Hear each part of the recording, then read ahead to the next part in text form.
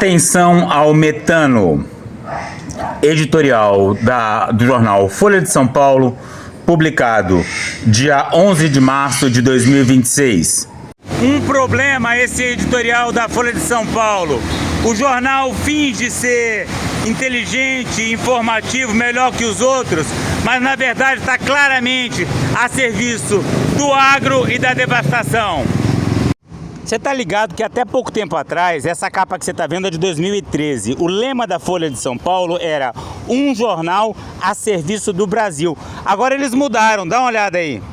Agora é um jornal em defesa da energia limpa. A gente vive falando que as hidrelétricas na Amazônia não são energia limpa por uma série de motivos, né? Pelos desmatamentos, que são impactos indiretos principalmente, mas também por causa da emissão de metano, que contribui diretamente para o efeito estufa, para o aquecimento global.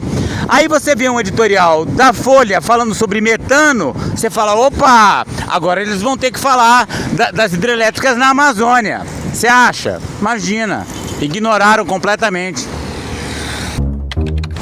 Aí olha esse vídeo, o Jones Manuel, o que te irrita na Folha, publicado na própria Folha de São Paulo. O que irrita na Folha de São Paulo é que, historicamente, ela é um aparelho ideológico da classe dominante que está sempre contra os direitos trabalhistas. O Grupo Folha foi contra o salário mínimo, foi contra a CLT, foi contra o 13º salário.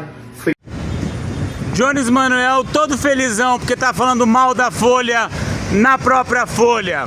Foi contra as reformas de base, foi contra os direitos arrancados na Constituição de 88, foi contra a criação do SUS, agora está contra a redução da jornada de trabalho e o fim da escala 6x1. A Folha de São Paulo vocaliza os interesses dos empresários, do grande capital nacional e estrangeiro, e está sempre contra direitos trabalhistas. Talvez, na época da escravidão, se já existisse a Folha de São Paulo, seria contra a Lei Áurea, dizendo que isso ia aumentar o custo da produção e encarecer a situação do empreendedor. Qual que é a da Folha? A da Folha é falar, nossa, nós somos um jornal tão plural que estamos botando até o Jones Manuel para detonar a gente. Depois a gente detona ele de volta, né? Vocês vão ver que eles pegam o web comunista Zé Bombinha. E quebrar a economia. Então a Folha de São Paulo está sempre contra os trabalhadores e ao lado dos patrões. Aí vem a resposta da Folha, né? Nota da redação. Em editorial, a Folha expôs preocupações com aspectos da implementação do salário mínimo em 1936, quando o projeto foi sancionado, mas não foi contrária à medida. O jornal não se posicionou a respeito da CLT, anunciada em 1943. A Folha discordou da criação do 13º salário quando a proposta foi aprovada pela Câmara dos Deputados em dezembro de 1961. Em relação às reformas de base defendidas pelo presidente João Goulart, em março de 1964, o jornal apoiou algumas propostas e foi contrário a outras. A Folha não se opôs à criação do SUS quando o projeto foi votado pela Assembleia Constituinte em 1988. Sobre o fim da escala 6x1, o jornal criticou a adoção da proposta como bandeira eleitoral antes de estudos técnicos, que pretende levar em conta para se posicionar quanto ao mérito. Então ainda faltam os estudos técnicos. Edição Gabriel Araújo, leia mais na Folha de São Paulo. Tá vendo? O Jones Manuel jogou coisas genéricas e o jornal devolveu de uma forma que ele não tem nem como refutar. Qualquer coisa eles mostram ali os artigos que comprovam aquilo que eles falaram. O que falta a Jones Manuel, né? É você pegar o texto e ser específico nas críticas, né? Olha, o artigo tal falou tal coisa, no dia tal, da forma tal, né? E é isso que a gente está tentando fazer agora aqui em relação a essa conversa de energia limpa. aceleração do aquecimento global exige medidas estratégicas de impacto no curto prazo. Medida estratégica de impacto no curto prazo é a política do metano, porque o metano fica menos tempo na atmosfera, né? Mas ele tem um potencial muito maior, como a Folha vai explicar muito bem aí. Então eles querem combinar uma estratégia de curto prazo e longo prazo.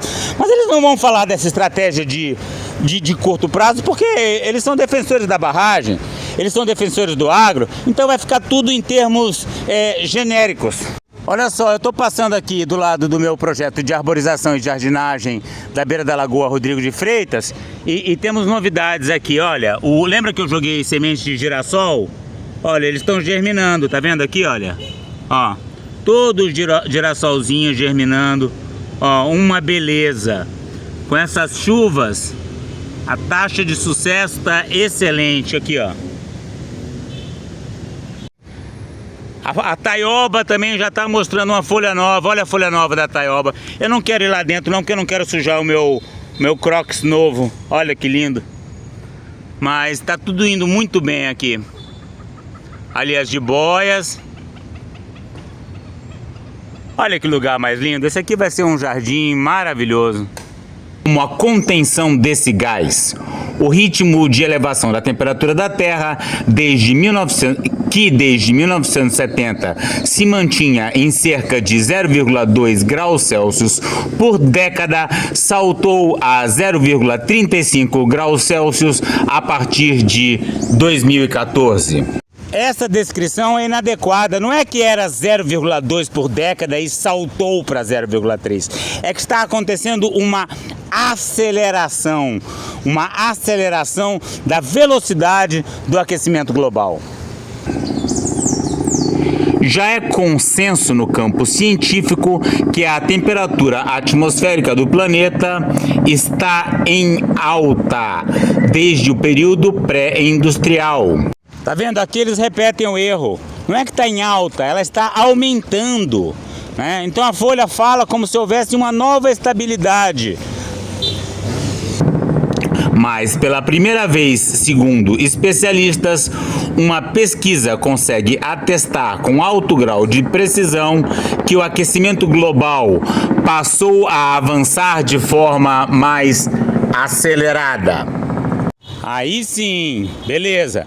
É isso, a situação está piorando e o ritmo da piora está aumentando.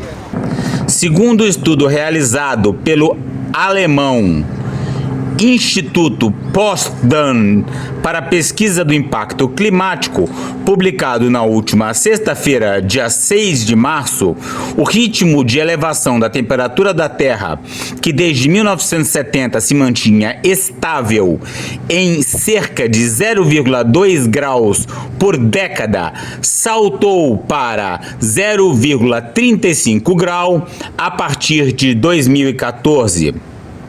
Nessa toada, a meta do Acordo de Paris, manter a alta da temperatura média global abaixo de 2 graus Celsius até 2100, preferencialmente abaixo de 1,5 graus Celsius em relação ao período pré-industrial, será descumprida até 2030. Descumprida não é a palavra, porque uma pessoa pode descumprir um acordo. O planeta Terra não fez acordo nenhum. Então não tem descumprimento, a meta pode ser frustrada. Os alemães aumentaram a precisão ao remover fatores de alteração de curto prazo, como o fenômeno El Niño, erupções vulcânicas e variações solares. Ao excluir essas flutuações, a taxa de aceleração verificada na pesquisa, de 0,35 graus Celsius por década, não se deve a picos nos termômetros em alguns anos, mas a uma tendência disparada na década passada.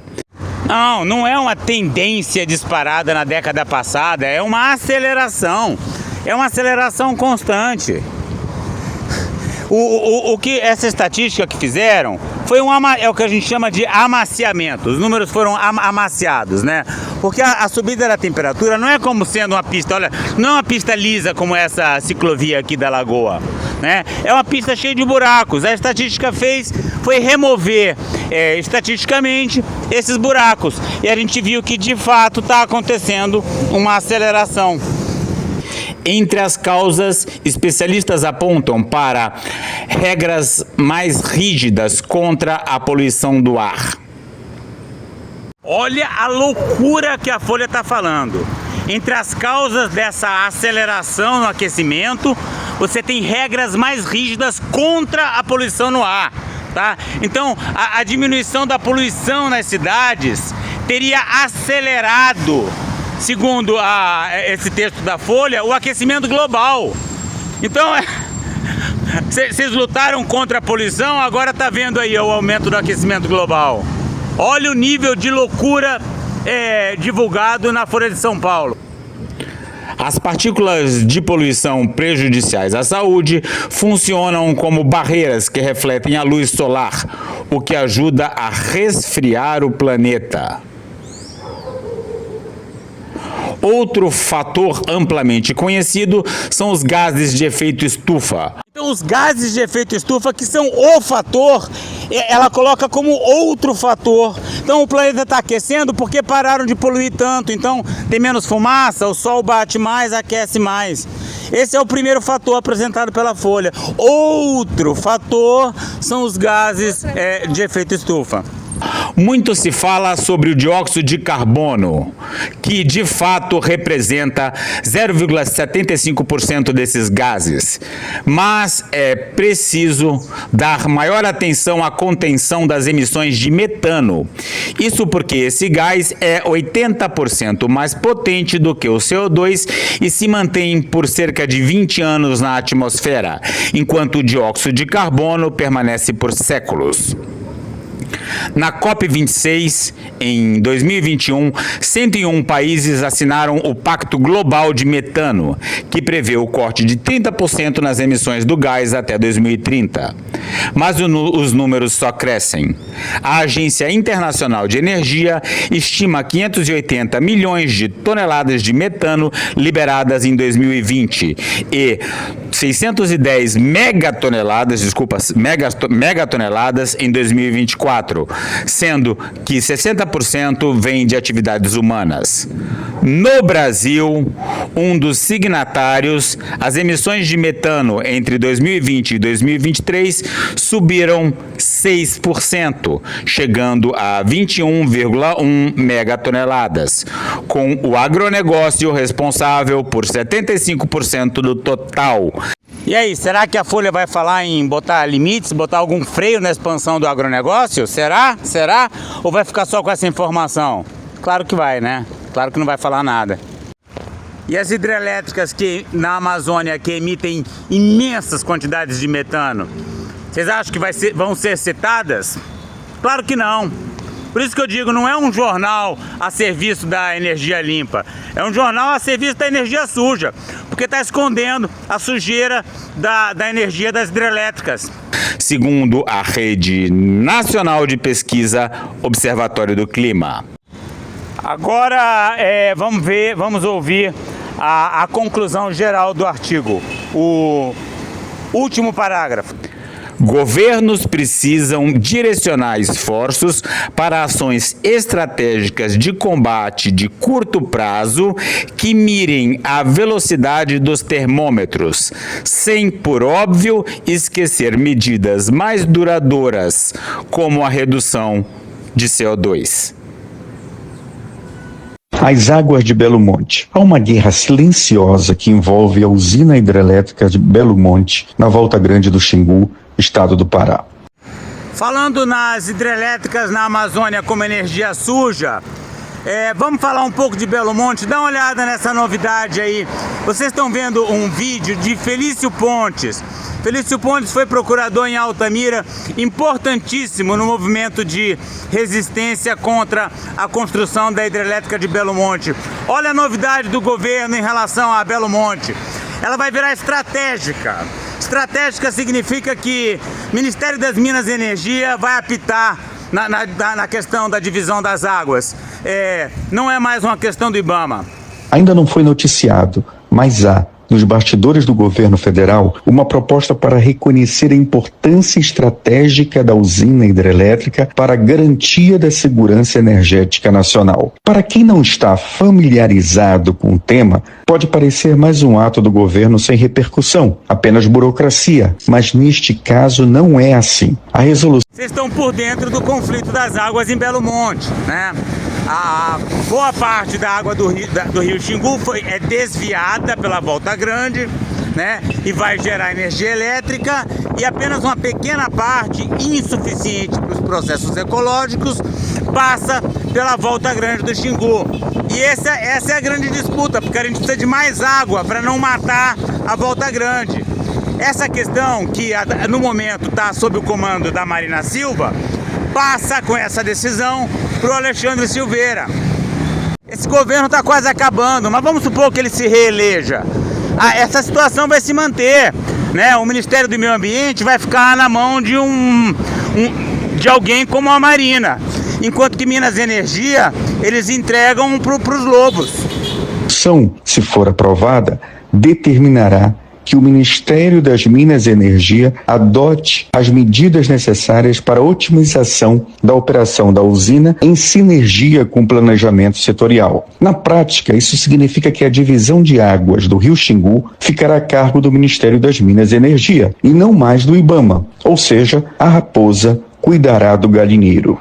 O povo indígena Juruna, ou melhor, Iudijá, vem monitorando em tempo real o que está acontecendo com os peixes e as tracajás num trecho de quase 100 quilômetros do rio. Na semana passada mostraram que milhões de ovas secaram pela baixa abrupta da quantidade de água na Volta Grande do Xingu. Esses estudos citados pelo Felício Ponte são da maior importância, foram feitos por indígenas com apoio de pesquisadores do mais alto nível. Então são informações muito sólidas que mostram que a Volta Grande do Xingu está morrendo por falta d'água. Essa água que deveria estar regando a floresta aluvial foi desviada para a usina de Belo Monte. A consequência... Outro dia eu estava andando aqui na cidade, eu vi dois ciclistas conversando, né? Falando, nossa, eu não vejo a hora dos carros serem todos elétricos para acabar com a combustão. Esse mito da energia limpa é fundamental para esse tipo de gente.